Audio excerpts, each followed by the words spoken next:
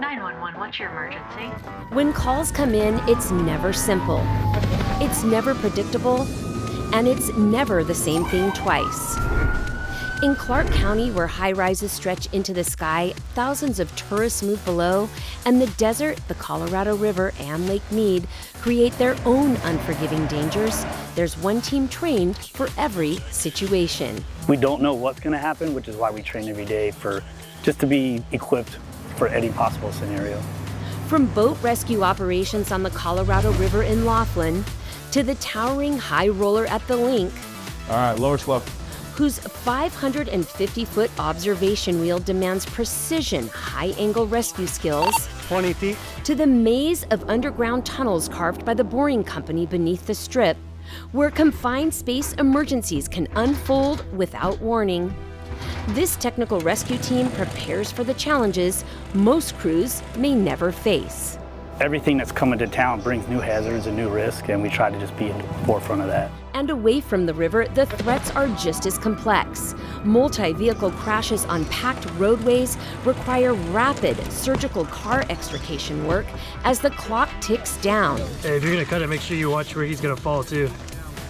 Inside the resorts, stalled elevators and trapped passengers test the team's finesse in tight mechanical spaces where every move matters. But you train as if your life depended on it, because it does. This limit switch engaged, it knows that the car is really, really high. Doing this multiple times over and over and over again, so that way when you get to the call, you're ready to go. Clark County's technical rescue team stands ready, and the goal is always the same: bring people home safely.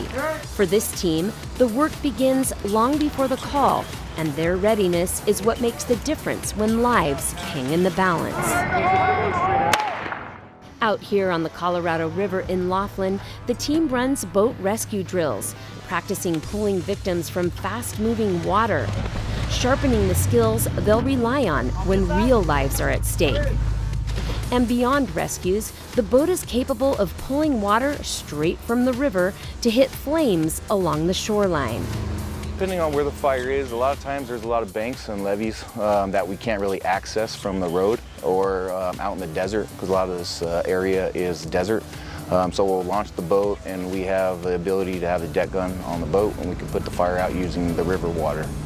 Every drill is about being ready to save lives. And in the summer, when the river and nearby Lake Mojave and Lake Mead are packed with boaters, swimmers, and families, one mistake can turn a fun day on the water into a tragedy. That's why this team trains hard, running through every scenario. So when real emergencies happen, they're ready to jump in with the technical skills needed to save lives. The technical rescue team is also highly skilled in rescuing people trapped in elevators.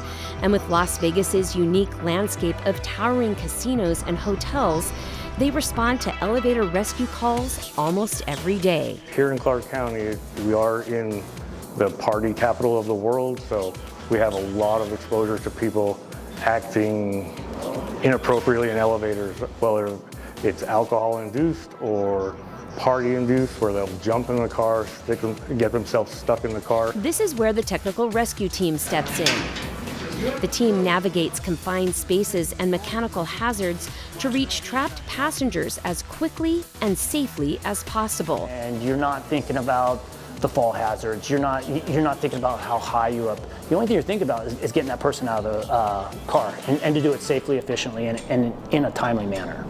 In Clark County, elevator emergencies are inevitable and can turn dangerous if not handled correctly.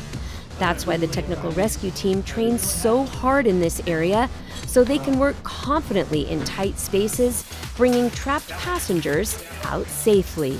We strive to be tip of the spear, to be out in front and lead by example.